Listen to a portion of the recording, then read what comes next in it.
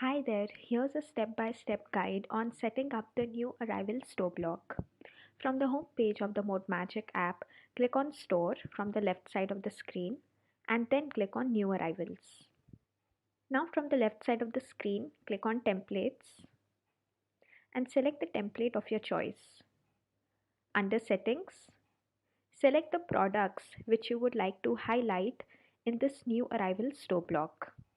From this drop-down menu, you can also select the collection, and from within the collection, you can select the products.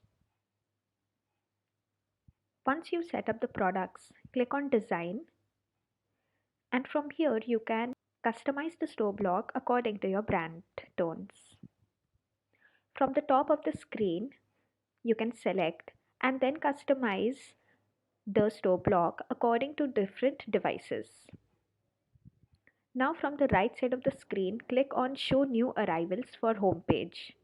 From here you can select the display settings, that is, which all store pages should the new arrival store block be visible on. Now you will have to set up the position in the page.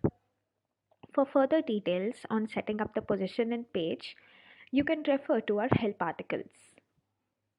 Once the display settings is set up, click on Add to Store on the bottom right corner of the screen. Thank you.